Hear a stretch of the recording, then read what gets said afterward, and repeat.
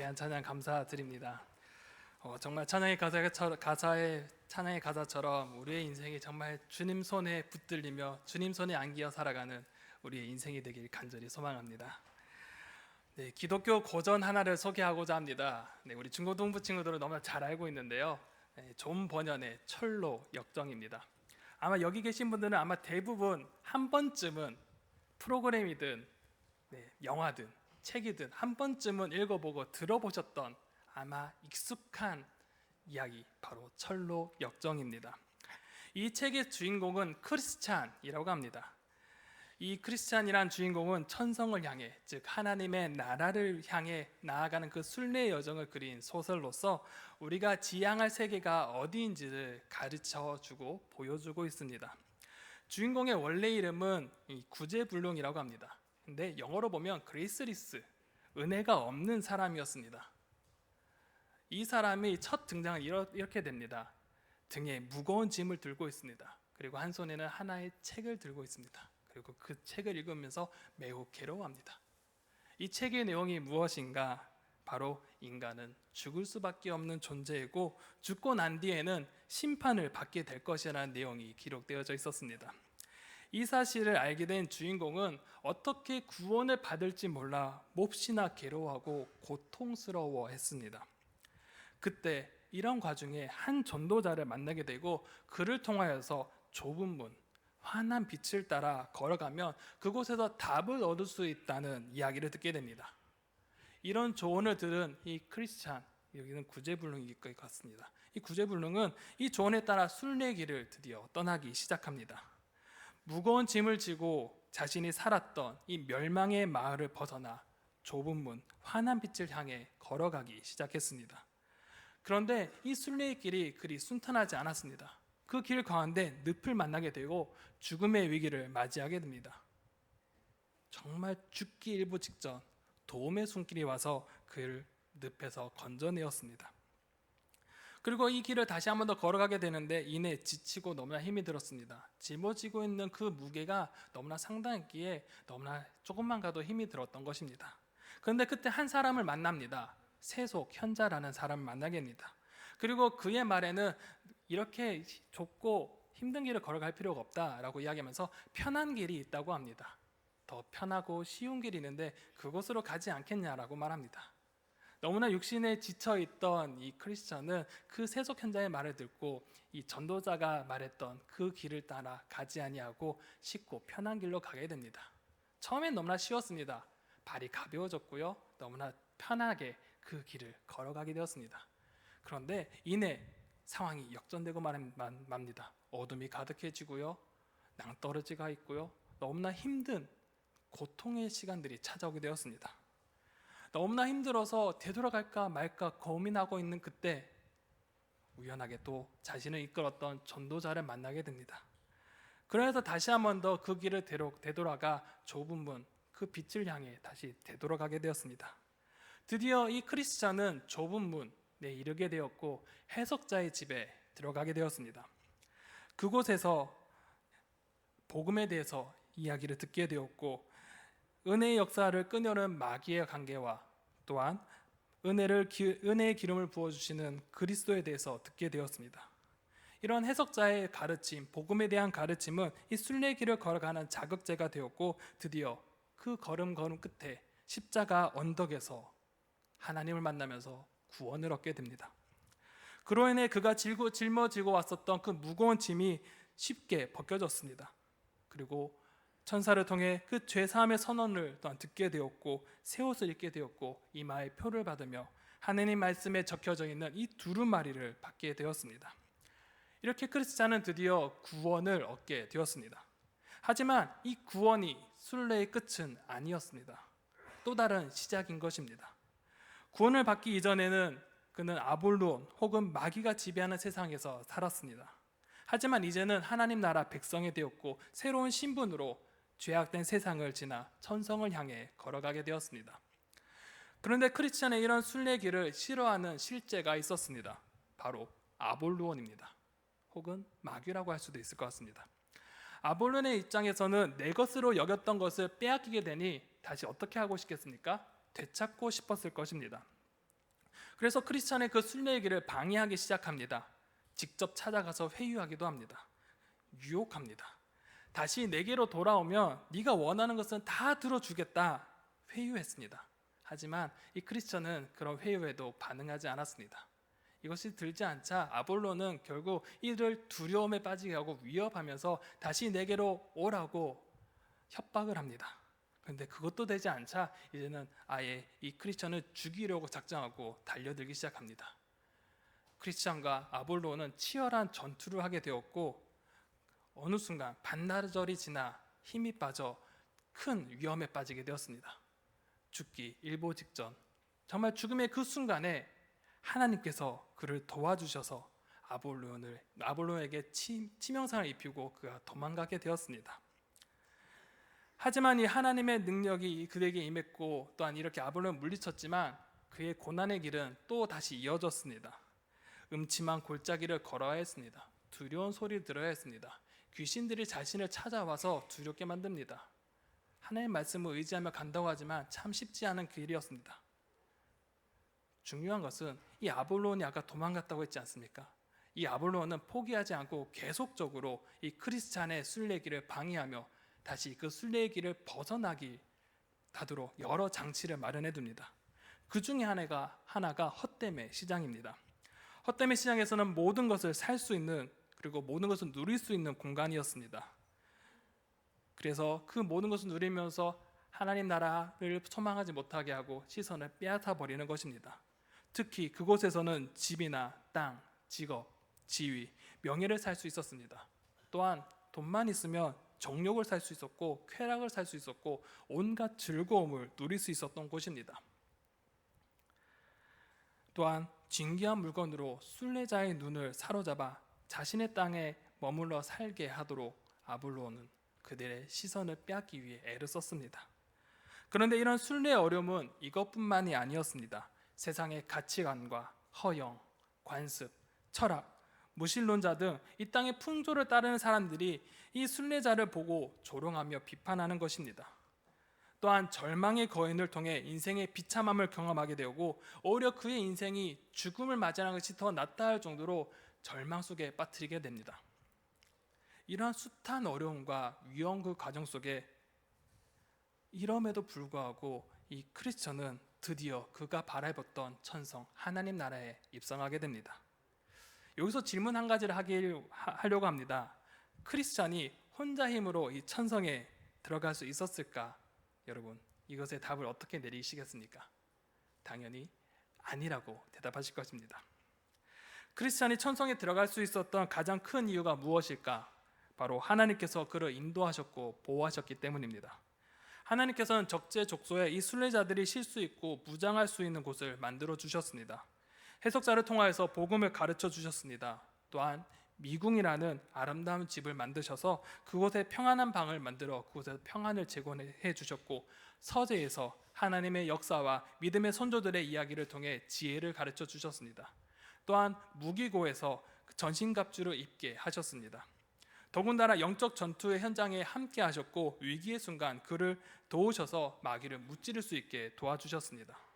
그뿐만 아니라 순례가 필요할 때마다 순례자가 그 너무나 힘든 그 과정 속에 있을 때 쉴만한 물가로 인도하여 주셨고 초원을 허락하여 주셨고 목자를 만나게 하셔서 쉼을 누리며 이 천성을 바라보게 하셨습니다. 또한 다른 길로 빠질 때마다 천사를 보내주셔서 그를 올바른 길로 되돌아가게 하셨고 또한 징계하심으로 그가 올바른 길, 바른 길로 천성을 향해 나아갈 수 있도록 하나님께서는 그의 능력으로 그를 인도해 주셨습니다. 그런데 이것뿐만이 아닙니다. 하나님은 크리스찬과 함께할 사람을 붙여주신 것입니다. 그와 함께 이 순례길을 걸어갈 수 있는 사람, 바로 신실을 붙여주셨습니다. 그와 함께 신실은 길을 걸으면서 순간순간 어려움이 있을 때마다 서로 의지하며 그 하나님의 말씀을 붙잡고 순례길을 걸어갔습니다. 또한 그가 순교를 당해 홀로 걸어가야 될 그 상황 속에도 하나님은 그를 홀로 내버려 두지 아니하고 소망이라는 자를 붙여주십니다. 그래서 그 소망과 함께 천성까지 걸어갈 수 있게 하나님께서는 동력자를 그의 옆에 붙여주셨습니다. 이런 하나님의 보호와 인도하심이 그리고 함께 걸어갈 동력자를 붙여주셨기에 크리스찬은 순례의 목적지인 이 천성까지 도달할 수 있었던 것입니다. 이러한 천루역정의 이야기는 우리의 믿음의 여정과 참 많이 닮아 있습니다. 우리가 믿음의 생활을 할수록 우리는 하나님의 능력을, 당신의 능력을 허락하여 주시고 또 함께 걸어갈 교회, 성도를 보내주셔서 끝까지 신앙의 길을 걸어갈 수 있도록, 완주할 수 있도록 우리를 도와주시고 역사해 주십니다. 여기에 모인 우리 성도님들은 분명 예수 그리스도를 아바 아버지라 부르며 하나님의 자녀이자 구원받은 백성이라고 고백하실 것입니다. 맞으십니까? 네, 분명 그렇다고 믿습니다. 그런데 우리는 이러한 고백을 하지만 현실적인 문제 한 가지는 부딪히게 됩니다. 바로 우리는 여전히 이 땅에 발을 딛고 살아야 된다는 사실입니다. 언제까지 이 땅에서 살아야 될까? 주님 오시는 그날까지, 혹은 우리가 죽는 그날까지 우리는 하나님 나라 백성으로서 이 땅을 살아내야 합니다. 그렇게 이러한 모습을 싫어하는 자들이 있습니다. 에베소서 6장 12절에서는 이렇게 말합니다. 통치자들과 권세들과 이 어둠의 세상 주관자들과 하늘에 있는 악의 영들을 상대함이라 라고 말씀합니다. 여기서 주목해야 될 대상들이 있습니다. 이 부정적인 표현으로 된 어둠의 세상 주관자들, 하늘에 있는 악한 영들입니다. 이를 다른 표현으로 한다면 세상의 풍조라 이야기할 수 있고 공중권세 잡은 자라고 말할 수 있습니다. 그렇다면 이 공중권세 잡은 자, 마귀, 사탄은 어떠한 존재입니까? 이는 하나님을 대적하는 사탄은 우리의 영적인 삶을 방해하고 넘어뜨립니다. 마치 철로역정의 순례자를 방해하는 아볼론과 같습니다. 우리는 구원받기 전에 허물과 죄로 죽었고 마귀와 세상의 풍조를 따라 살았기에 사탄은 자신의 것을 되찾고자 수단과 방법을 가리지 않습니다. 두려움을 주기도 하고 죄를 부추기기도 합니다. 또한 시험하며 믿음의 생활을 방해하기도 합니다. 또한 이것이 안 될 때는 또 다른 방법을 사용합니다. 그것은 바로 세상의 풍조입니다. 이것은 하나님을 대항하는 것들입니다. 그 예로 다양한 비기독교적 종교가 있습니다. 또한 이데올로기가 있습니다. 철학이 있습니다. 가치가 있습니다. 경제 체제도 있습니다. 뿐만 아니라 현세적이면서 동일하게 강력한 영향력을 줄 수 있는 것들, 동료 집단 혹은 또래 집단, 유행, 미디어, 이런 것들이 하나님과 하나님 나라 가치를 잊게 만드는 것들입니다. 이러한 영적 현실 속에 우리는 그렇다면 어떻게 이들의 공격을 감당해야 낼 수 있을까요? 사도 바울은 이러한 현실 속에 에베소 성도들과 우리들에게 다음과 같이 말씀하며 강조합니다. 우리 11절의 말씀을 함께 읽어보도록 하겠습니다. 에베소서 6장 11절입니다. 함께 읽어보겠습니다. 시작. 마귀의 관계를 능히 대적하기 위하여 하나님의 전신갑주를 입으라. 아멘. 우리는 이러한 현실 속에 하나님의 전신갑주를 입으라 라고 말씀합니다. 그런데 우리는 항상 간과하는 것 한 가지가 있습니다. 바로 마귀의 존재입니다. 우리는 마귀의 존재에 대해서 간과하고 살아갈 때가 참 많이 있습니다. 성경은 우리에게 분명하게 영적 존재인 마귀가 존재한다고 이야기하며 이를 대적하라 라고 말씀하십니다. 그런데 이를 대적하기 위한 꼭 필요한 방법이 있습니다. 그것이 바로 하나님의 전신갑주입니다. 하나님의 전신갑주, 이것은 바로 하나님의 능력인 것입니다. 이 하나님의 능력인 전신갑주를 사도 바울은 다음과 14절에서 17절까지 이 전신갑주를 비유하며 하나님의 능력을 알려줍니다. 제가 한번 읽어보겠습니다. 그런즉 서서 진리로 너희 허리띠를 띠고 의에 호신경을 붙이고 평안의 복음이 준비한 것으로 신을 신고 모든 것 위에 믿음의 방패를 가지고 이로써 능히 약한 자의 모든 불을 화살을 소멸하며 하고 구원의 투구와 성령의 검 곧 하나님의 말씀을 가지라 라고 말씀합니다. 우리는 언제나 이 말씀을 숱하게 들어왔습니다. 그리고 한 가지 떠오르는 이미지가 있습니다. 바로 중무장한 군사를 떠올리게 됩니다. 이 그림을 한번 준비해봤습니다. 제가 지금 가지고 있는 성경책이기도 합니다. 15년 전에 이 말씀을 공부하면서 이게 너무나 잘 안 들어와서 그림을 한번 그려보았습니다. 네, 그림을 보시면 이렇게 되어 있습니다. 한번 보여주실까요? 짠! 네, 선이 얼려졌죠? 네, 제가 그린 그림입니다. 참 귀엽죠? 네, 이 사도 바울은 이 하나님의 이 전신갑주를 취하라면서 그 하나님의 능력을 이 갑옷에 비유하고 있습니다. 첫 번째는 진리의 띠를 띠라고 말합니다. 그리고 의의 호신경을 붙이라고 합니다. 그리고 평안의 평안의 복음의 신발을 신으라고 합니다. 그리고 믿음의 방패를 들라 합니다. 그리고 구원의 투구를 쓰라 하고요. 마지막으로 성령의 것, 곧 하나님의 말씀을 가지라. 이것으로 무장하라고, 그러해서 마귀의 관계를 대적하라 라고 말씀해 주십니다. 그런데 이러한 무기를 다 떼내고, 미사역을 다 떼내고 하나님의 능력의 단어를만 쫙쫙쫙 한번 모아보면 좋겠습니다. 하나님의 능력이 무엇인가요? 진리, 의, 평안의 복음, 믿음, 구원, 성령의 검, 곧 하나님의 말씀, 이것이 바로 하나님의 능력이라고 이야기합니다. 그런데 이들 요소를 각각 서로 연관되어 있기에 각각 떼어놓고는 설명할 수 없습니다. 예를 들어서 에베소서 1장 13절에서는 그 안에서 너희도 진리의 말씀 곧 너희의 구원의 복음을 듣고 그 안에서 또한 믿어 약속의 성령으로 인치심을 받았으니 라고 말씀하면서 진리의 말씀이 무엇이다?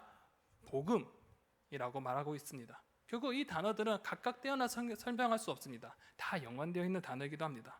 그렇다면 이 사도 바울은 왜 이러한 것을 각각 떼어내서 하나님의 전신갑주로 표현하며 왜 이야기하고자 했을까? 우리는 한 가지, 우리는 짚고 넘어가야 될 것입니다. 사도 바울은 과연 이것을 이야기하면서 우리에게 강조하는 것이 무엇일까? 바로 우리의 힘으로는 마귀의 관계를 이길 수 없다는 것입니다. 인간 스스로는 마귀의 힘을, 관계의 힘을 버틸 수가 없습니다. 인간이 마귀의 관계를 버틸 수 있는 것은 오직 그의 능력, 하나님의 능력으로 강건하게 되는 것, 그 방법 외에는 아무것도 없습니다. 하나님께서 주시는 진리로 말미암아, 하나님께서 주시는 의로 말미암아, 하나님께서 주시는 평안으로 말미암아 관계를 이길 수 있습니다. 또 하나님께서 주시는 믿음의 말씀으로 말미암아 마귀의 관계를 대적할 수 있는 것입니다. 그런데 하나님께서 주시는 능력을 입어 강하게 해야 하는데 어떤 방법을 통해서 이 하나님의 능력을 나의 것으로 만들 수 있을까요? 쉽게 말해 어떻게 하면 하나님의 능력을 나에게 장착시킬 수 있을까요? 18절 상반절에는 그 방법을 우리에게 가르쳐 줍니다. 모든 기도와 간구를 하되 항상 성령 안에서 기도하고 이를 위하여 깨어 구하기를 항상 힘쓰며 라고 말씀합니다. 하나님의 능력을 무장하기 위해서는 꼭 필요한 것이 있습니다. 그 방법이 필요합니다. 그 방법이 무엇이냐? 바로 기도한다는 것입니다. 사도 바울은 우리를 향해서 모든 기도와 간구를 하라고 말씀하십니다. 이는 구할 것을 아뢰는 상황입니다. 너희가 기도할 때 구할 것을 간구하라 라는 말씀이기도 합니다. 삶의 순간순간마다 우리에게 찾아오는 유혹과 두려움에서 우리는 믿음을 구하며 진리를 구하며 하나님의 그 능력을 구하며 기도하라는 것입니다. 그런데 단순히 주님, 내가 이런 것이 필요해요. 하나님 주세요. 이렇게 기도하는 것이 아닙니다. 성경은 분명하게 성령 안에서 기도해야 한다라고 말씀합니다. 기도하면서 끊임없이 성령님의 그 인도하심과 성령님의 도우심을 구하라는 것입니다. 성령님은 어떠한 분이십니까? 우리가 기도할 때 성령님께서는 우리 옆에 서서 함께 기도를 도와주시는 분이십니다. 또한 어떻게 기도할지 또한 기도해 주시고 기도에 활력을 불어넣어 주시는 분이 우리의 성령님이십니다. 그런데 또한 우리가 기도를 어떻게 해야 될지 모를 때 성령님께서 또한 역사하십니다. 우리가 어떻게 기도해야 될지 모를 때 성령님께서 우리를 위해 하나님께 중보하시는 일에 관여하신다고 성경은 우리에게 말씀하고 있습니다. 이렇게 성령님의 인도하심에 따라 하나님의 능력을 구하는 기도를 할 때 이 하나님의 능력을 자신의 것으로 받을 수 있고 이 성령의 인도하심으로 그것을 활용할 수 있는 능력을 우리는 받을 수 있습니다. 그런데 이것으로 영적 무장과 영적 전투 모든 준비가 끝마쳐졌을까요? 그렇지 않다는 것입니다. 사도 바울은 한 가지 더 필요하다고 이야기합니다. 18절을 마저 한 번 더 읽어보겠습니다. 모든 기도와 간구를 하되 항상 성령 안에서 기도하고 이를 위하여 깨어 구하기를 항상 힘쓰며 여러 성도를 위하여 구하라 라고 말씀합니다. 한 가지가 더 필요한 것이 무엇입니까? 바로 여러 성도를 위하여 구하는 것입니다. 이 말이 무엇일까요? 나만을 위해서 기도하며 나 혼자 하나님의 능력을 주세요. 하나님의 능력을 봐 혼자 열심히 싸우는 것이 아닙니다. 모든 성도를 위해 함께 기도하며 함께 하나님의 능력에 힘입어 마귀의 관계에 대적하는 것입니다. 쉽게 말해 영적 전투는 개인전이 아니라 단체전입니다. 우리는 파리 올림픽을 통해 여러 종목의 단체전을 우리는 많이 보았습니다. 우리 양궁 단체전을 한번 떠올려 보았으면 좋겠습니다. 분명 한 사람 한 사람 자기 순서에 맞춰서 활을 쏩니다.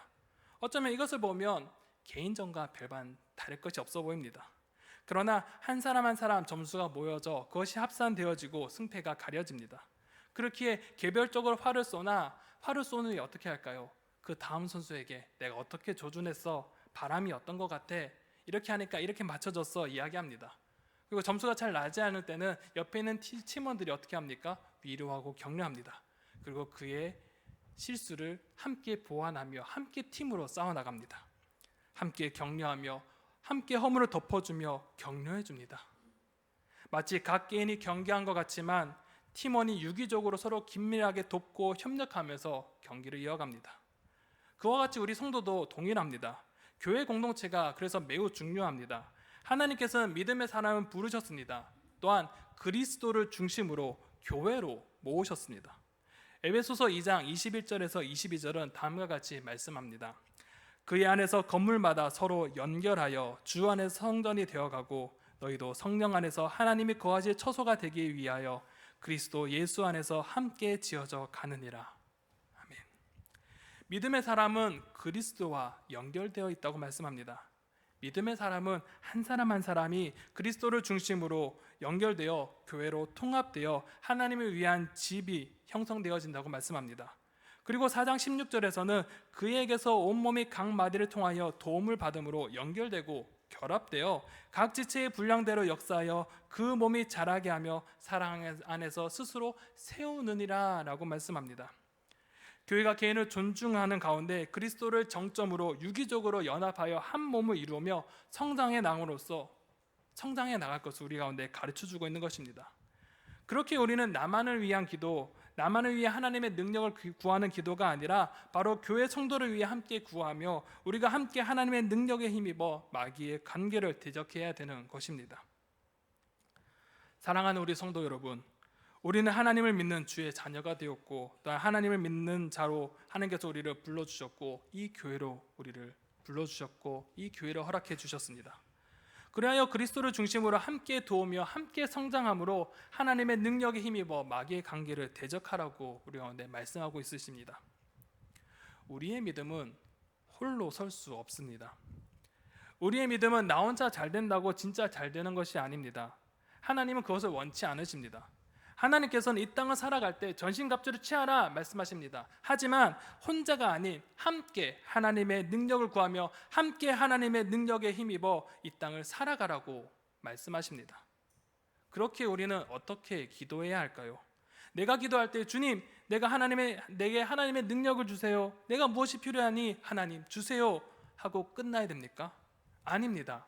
우리 옆에 있는 성도, 그 성도 또한 하나님의 능력을 허락해달라고 하나님께서 옆에 있는 우리 성도에게 그 어려움의 문제에 직면하고 있을 때 해결할 수 있는 힘을 허락해달라고 함께 기도하는 것입니다. 영적 전쟁은 개인전이 아닙니다. 단체전입니다.